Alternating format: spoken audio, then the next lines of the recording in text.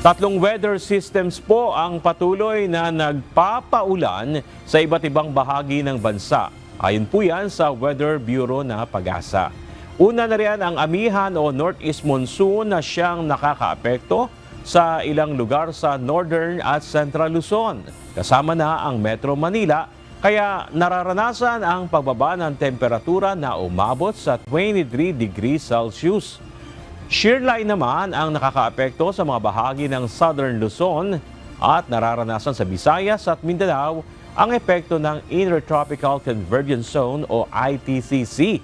Maraming nagkukumpulang ulap sa kaliwat kanang bahagi ng bansa, ngunit wala namang sama ng panahon na posibleng pumasok sa Philippine Area of Responsibility o PAR hanggang sa unang araw ng Disyembre. Nakataas naman ang gale warning sa ilang baybayin ng Isabela, Northern Aurora at Polillo Islands.